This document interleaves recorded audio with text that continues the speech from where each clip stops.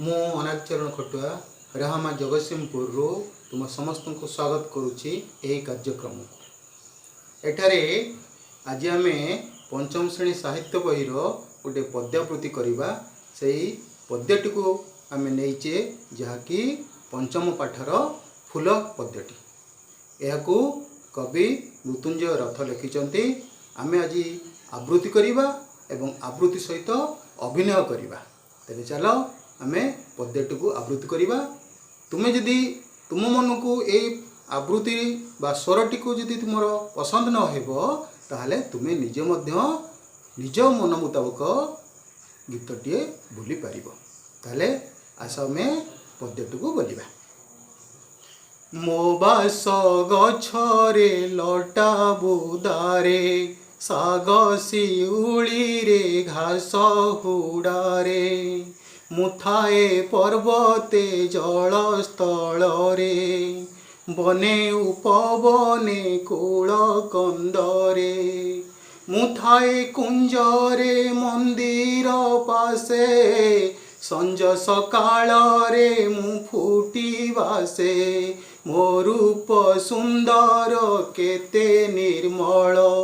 पतर उपरे दिशे सुढल कि युवा बालक वास्तवीर मोते देखिले टी हंती अधीर मोते के गलारे के बा मुंडरे थुअंती नदली केही पयरे मो बास चौदिगे जाए चहटी पवन महकी थाए जानटी बणा होई धाई आसे भर आदरंती पशु पक्षी सकल एतिक आम नहींचे आम ए अभिनय सहित आवृत्ति करवा। मो बास गछरे लटा बुदारे साग शिउली रे घास हुडारे मुथाए पर्वते जल स्थल रे बने उपवने कूल कंदरे मुथाए कुंजरे मंदिर पासे संज सकाळ रे मु फुटी बासे मो रूप सुंदर केते निर्मल पतर उपरे दिशे सुढल कि युवा बालक वास्तवीर मोते देखिले टी हंती अधीर मोते के गलारे के बा मुंडरे थुअंती नदली केही पयरे मो बास चौदिगे जाए महटी मो बास चौदिगे जाए चहटी पवन महकी थाए जानटी बणा होई धाई आसे भर आदरंती पशु पक्षी सकल एही भली भावरे तुम्हें अभिनय सहित आवृत्ति करिवो। तेबे एमे पुणी थरे आउ टिके ताकू देखिबा। आमे एबे जिबा पद्यरे यही शब्द गुड़ी को देखी आमे टिके आवृत्ति करिबा।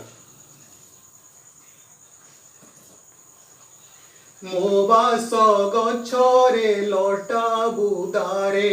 साग शिउली रे घास हुडारे मुथाए पर्वते जल स्थल रे बने उपवने कूल कंदरे मुथाए कुंजरे मंदिर पासे संज सकाळ रे मु फुटी बासे मो रूप सुंदर केते निर्मल पतर उपरे दिशे सुढल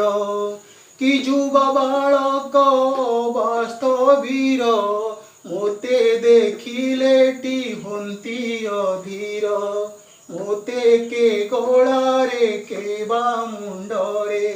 थुअंती नदली केही पयरे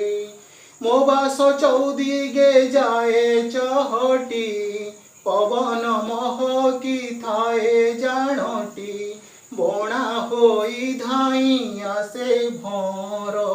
आदरती पशु पक्षी सकल। एबे आमे एई पद्यटी को आवृत्ति कले आवृत्ति सह अभिनय कले एवं से पद्य गुड़ी को आमे धाड़ी धाड़ी पढ़िले ताले एबे आमे बही देखी